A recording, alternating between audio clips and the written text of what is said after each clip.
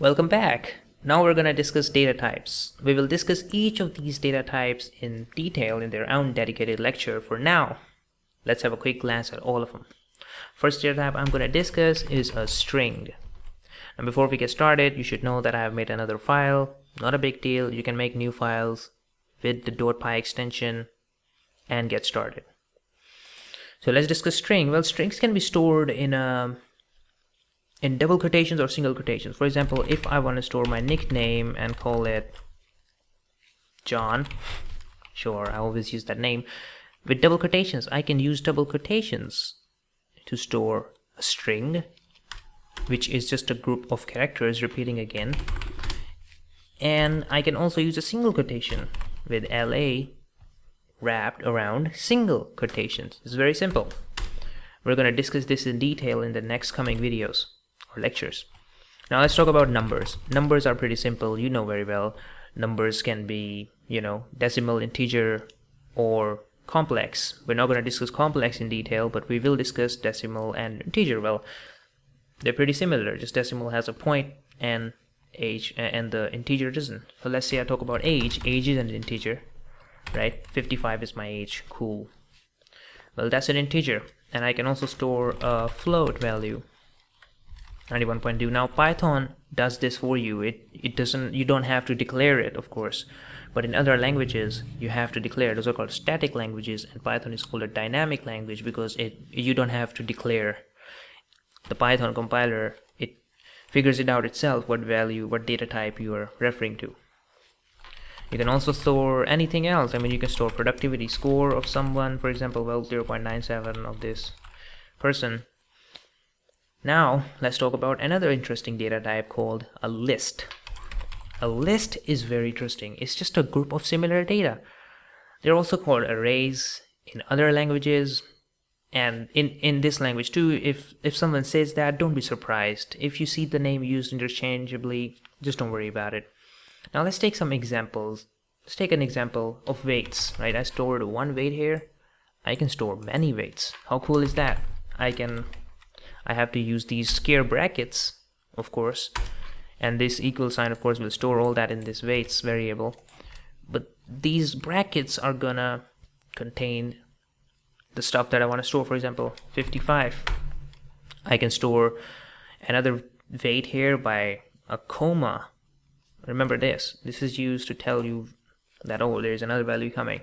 Then I can store 65, whatever, 54, 57, 77. Remember, don't end with a comma. Comma means that there's another value there. That's all it means. And we're going to go into detail with weights and with lists. With lists, we're going to go into detail. Don't worry about it if you don't understand it. Now let's talk about another very interesting data type called a dictionary. A dictionary is, well, you stored a similar type of data here. What if I want to store, what if I want to show, like, what if a data type is not a string or a number? It's complicated. For example, a bag. A bag could contain a pencil, a bag could contain stationery, books, clothes, a lot of stuff. Let me give you an example. Then I'll explain you how to write a dictionary. For example, a book has a title, How to Be Awesome. Now remember that here, this is called a key and this is a pair. This is a key value pair. This, you can think of it like a variable, and there is a colon here, not an equal sign. Don't make this mistake. Everyone makes this mistake in the beginning, but don't worry. This is called a key and this is called a value. This key can be represented with the single quotation mark too. It's much like a string, but don't write it as a variable like this. You cannot do that. You can never do that. I can store author name with a single quotation mark, and that's pretty awesome. John Doe. I can store anything here which I can store in this variable. I can store a number, for example, let's say year 2017, 2018, sure. You can talk about date published, and date published can be anything, 23/9/2019, cool. 2018. And you can talk about other stuff here like ISBN or whatever that is. It's very simple. We will talk about how to access these things. Right now, well, if you print this, if you print a book, it will show you what a book is. Similarly, Python data types.py. You see, it'll show you what it is. Now I can also access all these variables, and we will discuss that in each video. Don't worry about it yet. You can print a book, you can print weights. Pretty cool stuff. I think you should be very glad right now. This is awesome. Like, first time when you see this, you're very happy that, oh, we can actually represent information like this. Now let me give you an exercise. Let me give you something fun. Try it yourself, and again, whenever you want to check it, just print it. Python will take care of it. It'll print you everything that you need.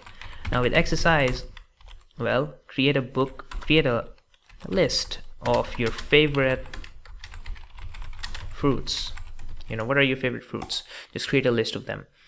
A list is this is the list, or an array. You can call it an array, but we will call it list. And another thing, just create a dictionary of your favorite product. For example, if it's a car, well, what is its speed? What is its maximum speed? What is its gas limit? Is it electric? What is its maximum mile that it can go for, and other relevant stuff, whatever that is relevant. Now I have shown you some very interesting stuff, but this is just scratching the surface. We're going to study each of these data types in detail. How can we access this? Well, how is this useful? You will see all of that in the upcoming videos, which will be all explaining these data types. So I will see you then, and make sure to complete the exercise.